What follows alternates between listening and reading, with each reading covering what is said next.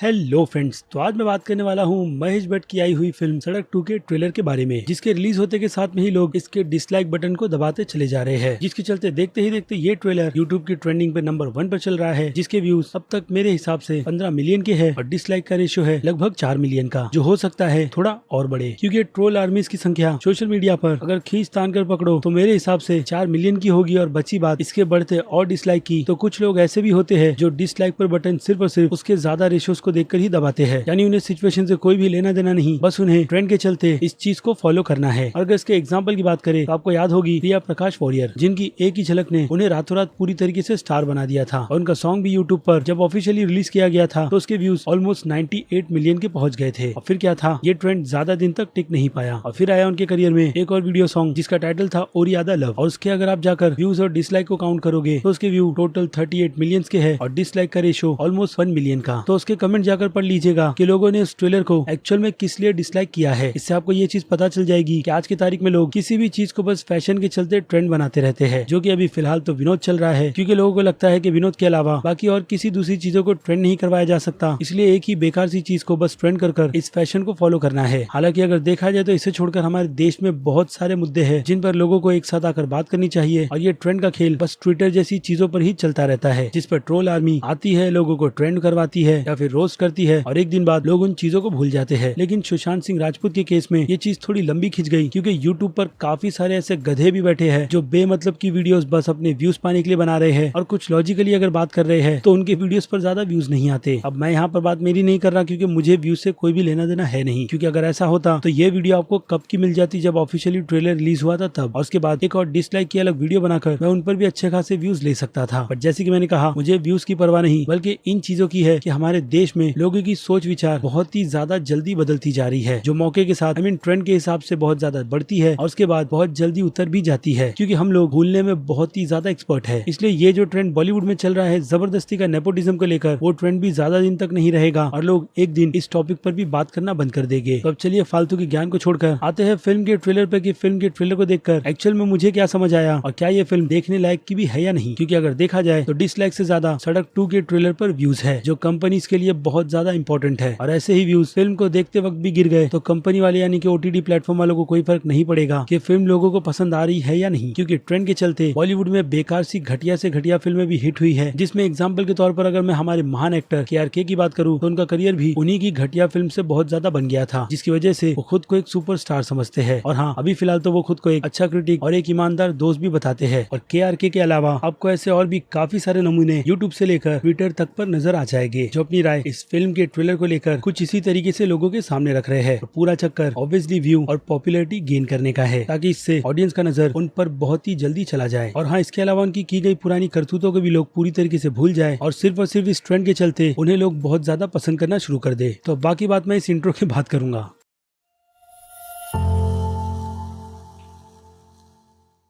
So friends, सबसे पहली बात, सड़क 2 फिल्म को डिज्नी प्लस के हॉटस्टार स्ट्रीमिंग प्लेटफॉर्म पर रिलीज किया जाएगा, और इस फिल्म की ऑफिशियल रिलीज डेट है 28 अगस्त की। और इस फिल्म को देखने के बाद ही हमें पता चलेगा कि ये फिल्म एक्चुअल में है कैसी और क्या ये फिल्म आपको देखनी भी चाहिए या नहीं। क्योंकि क्लियरली देखा जाए तो इस फिल्म के ट्रेलर को देखकर जो एक बात सिंपली समझ आती है कि इस फिल्म को सिर्फ और सिर्फ मासेस ऑडियंस के लिए ही बनाया गया है, क्योंकि मासेस ऑडियंस के लिए फिल्म में सब कुछ डाला गया है, जैसे कि 90s का एरा, एक काफी अलग गेटअप वाला विलन, उसके बाद अच्छी स्टार कास्ट, और ऑब्वियसली फिल्म के गाने जो महेश भट्ट की फिल्मों में होते ही है अच्छे। मुझे लगता है इस फिल्म में भी अच्छे गानों की भरमार होगी, जिन सभी को मिलाकर ये फिल्म एक अच्छी मासेस ऑडियंस के लिए बनाई गई फिल्म है। बट जो चीज मैंने आपको पूरी की पूरी एक्सप्लेन की है इंट्रो के पहले, उनसे आपको ये पता चल जाता है कि आज की तारीख में इस फिल्म को भी लेकर काफी ज्यादा ट्रोल होगा, जिसका रीजन महेश भट्ट और फिल्म का नेपोटिज्म है, यानी फिल्मों पर बात बिल्कुल भी नहीं की जाएगी और सिर्फ फिल्म को ट्रोल इन्हीं दोनों चीजों की पॉइंट पर रखकर किया जाएगा, जो की पूरी तरीके से अनफेयर है। क्योंकि अगर आप फिल्म नहीं देखोगे, जिसे देखकर आपको ये नहीं समझ आएगा कि फिल्म अच्छी है या फिर बुरी, तो फिर आप कोई नहीं होते फिल्म को जज करने वाले। बिना फिल्म को देखे कोई भी फिल्मों को जज नहीं किया जा सकता। और रही बात फिल्म के टाइटल की, तो सड़क 2 के नाम से ही ये बात तो कंफर्म है कि ये फिल्म 90s में आई हुई उनकी ब्लॉकबस्टर फिल्म सड़क का सीक्वल है, जो सिर्फ संजय दत्त और पूजा भट्ट के कैरेक्टर्स के हिसाब से ही होगा। क्योंकि बाकी सीक्वल की बात करें तो फिल्म के ट्रेलर को देखकर मुझे ऐसा लगा कि एक्चुअल में मैंने सिल्वेस्टर स्टेलोन की रैम्बो की कोई सीरीज की आने वाली अगली फिल्म देख ली। जी हाँ, क्योंकि फिल्म का थोड़ा बहुत कॉन्सेप्ट रैम्बो फिल्म की सीरीज की आई हुई लास्ट फिल्म दी लास्ट ब्लड से काफी मिलता जुलता है। खास करके संजय दत्त के कैरेक्टर रवि वर्मा को लेकर। इसके अलावा पूजा भट्ट की बात करें तो पूजा भट्ट का कैरेक्टर पूजा वर्मा सिर्फ हमें फ्रेम में ही नजर आई है, जिसे देखकर ये बात तो साफ हो जाती है कि उनकी डेथ हो गई है, जिनकी डेथ को लेकर संजय दत्त का कैरेक्टर रवि बहुत ही ज्यादा डिप्रेस्ड है और वो एक तरीके से इस जिंदगी को अब खत्म करना चाहता है। लेकिन इसी बीच उम्मीद की किरण बन के आती है उसकी जिंदगी में आलिया भट्ट का कैरेक्टर, जिन्हें देखकर ये बात तो समझ आ जाती है कि आलिया भट्ट का कैरेक्टर रवि वर्मा का एक आखिरी पैसेंजर होगा, जिसे वो उसकी मंजिल पर पहुंचाकर अपनी इस जर्नी को एंड करेगा। यानी हो सकता है कि फिल्म के एंड में उनका कैरेक्टर मारा जाए और उन्हें पीस मिले। और अब बात करें आलिया भट्ट के कैरेक्टर की, तो उनके कैरेक्टर को देखकर कुछ भी स्पेशल फील नहीं होता और ना ही आदित्य रॉय कपूर को। यानी दोनों ही कैरेक्टर्स को आज की जनरेशन के हिसाब से फिल्म में डाला गया है, जिनकी कुछ अलग ही प्रॉब्लम है और ऑब्वियसली उन प्रॉब्लम्स को सॉल्व संजय दत्त का कैरेक्टर इस फिल्म में करेगा, जिससे उसकी मुलाकात फिल्म के विलेन से होगी ताकि फिल्म को प्रॉपर एंड किया जा सके। यानी देखा जाए तो फिल्म के ट्रेलर में ही हमें फिल्म की पूरी कहानी पता चल जाती है। बट आलिया भट्ट का रीजन आलिया भट्ट की बैक स्टोरी फिलहाल तो ट्रेलर में रिवील नहीं की गई और ना ही आदित्य रॉय कपूर की, कि उन दोनों की लाइफ में ऐसा क्या हुआ जिससे आदित्य रॉय कपूर जेल में चले गए और आलिया भट्ट अपनी लाइफ को बर्बाद होने के पीछे जिसे ब्लेम देती है वो है ऑब्वियसली फिल्म का विलन मकरंद देश पांडे, जो कि फिल्म में आलिया भट्ट के डायलॉग्स के हिसाब से हमें कोई फेक धर्मगुरु लग रहे हैं, बट कुछ सीन्स में वो हमें पूरे अपने किन्नर के अवतार में नजर आते हैं। अब पता नहीं इन चीजों को किस तरीके से फिल्म में एक्सप्लोर किया जाएगा, बट जो भी है यही सच है कि फिल्म की कहानी में ज्यादा दम नहीं। बट हो सकता है कि मैं गलत हूँ और फिल्म देखने के बाद मेरा ओपिनियन थोड़ा बदल जाए इस फिल्म को मास्टर्स ऑडियंस की नजर से देखने में, क्योंकि जैसे कि मैंने कहा इस फिल्म को महेश भट्ट ने डायरेक्ट किया है और ऑब्वियसली इसकी कहानी भी उन्होंने ही लिखी है। और महेश भट्ट एक ऐसा नाम है जिन्होंने अपने करियर में काफी सारी ब्लॉकबस्टर फिल्में बनाई है। हालांकि फिल्मों का कोई तुक नहीं बनता था, लेकिन उनकी सारी की सारी फिल्में जो 90s के टाइम पर हिट हुई है, उनका पूरा का पूरा क्रेडिट एक्चुअल में उनकी फिल्मों में डाले गए गानों पर ही जाता है, जो सच में माइंड ब्लोइंग थे। और इसके अलावा उनकी उस फिल्मों में कोई ना कोई कैरेक्टर ऐसा होता जिसे बहुत ही ज्यादा गम है, जिसे हम आज की तारीख में डिप्रेशन से भरा हुआ कहते हैं। और उन कैरेक्टर्स को महेश भट्ट ने अपनी फिल्मों में बहुत ही अच्छी तरीके से डेवलप किया था, जिससे कभी ना कभी आपका भी कनेक्शन बना होगा। भले से ही आपको उनकी फिल्में पसंद ना आए तो भी, लेकिन वो दर्द हमें उस कैरेक्टर के नजर से बहुत ही अच्छी तरीके से फील होता। और ऐसे ही उनके करियर की एक फिल्म जिसने मुझे बहुत ही ज्यादा कनेक्ट किया था वो थी इरफान खान की रोग, जिसकी कहानी सच में बहुत ही ज्यादा टट्टी थी, बट गाने और इरफान खान की परफॉर्मेंस उस फिल्म में आउट ऑफ द वर्ल्ड थी। तो ऐसे ढेर सारे एग्जांपल आपको उनकी कोई ना कोई फिल्म में आपको देखने मिल जाएंगे, जिस पर अगेन मैं ज्यादा बात कर आपका टाइम ज्यादा नहीं लूंगा, जो कि ऑलरेडी मैं इस वीडियो में ले चुका हूँ। तब आए फिर से सड़क 2 फिल्म पर। तो जैसे कि मैंने कहा ये फिल्म सिर्फ टाइटल और फिल्म के 2 कैरेक्टर से ही पुरानी 90s की फिल्म से कनेक्ट होती है। और मैं ये बात भी दावे के साथ कह सकता हूँ कि हमें इस फिल्म में 90s की सड़क फिल्म से कोई भी कैरेक्टर सिवाय इन 2 के नजर नहीं आएंगे, भले से ही वो गुल्लू या फिर पकिया का कैरेक्टर क्यों ना हो, जो उस फिल्म में बिल्कुल सही सलामत जिंदा थे। बट उनकी जरूरत इस फिल्म में स्टोरी के हिसाब से बिल्कुल भी नहीं की जाएगी, क्योंकि ये कहानी बिल्कुल प्रेजेंट की है, जिस प्रेजेंट में रवि बस खुद के लिए मौत ढूंढ रहा है। और अब फिल्म में दिखाए गए कुछ और एक्टर्स की बात कर ले जो हमें इस फिल्म में नजर आने वाले हैं, तो वो नाम है गुलशन ग्लोवर, जीसू सेन गुप्ता, प्रियंका बोस, मोहन कपूर, अक्षय आनंद और अनिल जॉर्ज का, जो सभी फिलहाल तो मुझे इस फिल्म के ट्रेलर में नजर आए हैं। और हो सकता है कि इनके अलावा भी फिल्म में और भी काफी सारे एक्टर्स हो, जिनका पता तो फिल्म देखकर ही पता चलेगा। तो ओवरऑल पूरे ट्रेलर की जैसे कि मैंने बात की कि ट्रेलर देखकर फिल्म हमें समझ आती है, लेकिन फिर भी बिना फिल्म देखे पूरी फिल्म को जज नहीं किया जा सकता। इसलिए 28 अगस्त को फिल्म देखने के बाद मैं अपनी राय रखूंगा कि मुझे ये फिल्म कैसी लगी। तो अब जाने से पहले मैं एक बार फिर से आपको वार्न करूंगा कि आप एक लोगों की वीडियोस देखना बंद कर दे और उनसे कोसों दूर रहे, जो बेमतलब की वीडियो बनाकर सिर्फ लोगों का ब्रेन वॉश ही करते हैं। और हाँ, उन लोगों से भी जो बेमतलब के किसी भी चीज को ट्रेंडिंग पर डाल देते हैं। और हाँ, काफी सारे समोसा क्रिटिक्स ऐसे भी है जो लोग इस फिल्म को लेकर हेट सिर्फ और सिर्फ इसलिए दिखाएंगे कि ये फिल्म OTT के प्लेटफॉर्म पर रिलीज हो रही है, जहाँ पर रिलीज होने से उनका प्रॉफिट तो बिल्कुल भी नहीं होता। इसलिए जबरदस्ती की हेट इस फिल्म को लेकर ऐसे क्रिटिक्स जरूर दिखाएंगे, जो आपको उनकी वीडियो देखकर बिल्कुल साफ साफ समझ आ जाएगा। और रही बात गुंजन सक्सेना की, तो गुंजन सक्सेना के रिलीज होने से पहले वैसे समोसा क्रिटिक्स के घर पर नेटफ्लिक्स ने उन्हें डब्बे भर भर कर समोसे भेजे थे। इसलिए वैसे क्रिटिक्स उन समोसों को खाकर गुंजन सक्सेना फिल्म की तारीफ उसके लेवल से कई ज्यादा कर देंगे। और अब आपकी क्या राय है, कमेंट में फटाफट लिखिए कि आप इस फिल्म के ट्रेलर को देखकर ऑनेस्टली क्या सोचते हो, ना कि उन सारी की सारी ट्रेंडिंग टॉपिक को पकड़कर। और इसके अलावा अगर आपको मेरा काम जरा सा भी पसंद आया हो तो डेफिनेटली इस वीडियो को लाइक करना बिल्कुल भी मत भूलिएगा, ताकि इससे मुझे मोटिवेशन मिलती रहे इस टाइप के कंटेंट को अपने चैनल पर कंटिन्यू रखने की। अब पता है इस वीडियो से हो सकता है कि काफी लोगों को बुरा भी लगे और वो ट्रोल आर्मी इस वीडियो को देखकर मेरे इस वीडियो को भी डिसलाइक करना शुरू कर दे, लेकिन जैसे कि मैंने कहा मुझे इन सब से कोई भी फर्क नहीं पड़ता। तो आई होप मैंने जो कुछ भी कहा आपके समझ आ गया होगा। इसलिए अब खत्म करते हैं वीडियो को यहीं पर। मैं हूं अजीज शेख, आप देख रहे थे the movie stock show channel, जिसे अगर आपने अभी तक सब्सक्राइब नहीं किया तो सब्सक्राइब कर लीजिए और बगल में बने हुए इस बेल आइकन के साथ साथ नोटिफिकेशन को ऑल पर क्लिक कर दीजिएगा। इससे होगा ये कि मैं अपने चैनल पर जब भी कोई नई वीडियो अपलोड करूंगा आपको उसकी नोटिफिकेशन सबसे पहले मिलेगी। इसलिए चैनल को सब्सक्राइब, वीडियो को लाइक और शेयर करना तो बिल्कुल भी मत भूलिएगा। तो चलिए अब मिलते हैं आपसे किसी और दूसरे टॉपिक पर जो कि फिल्मों से रिलेटेड ही होंगे, और तब तक के लिए बाय।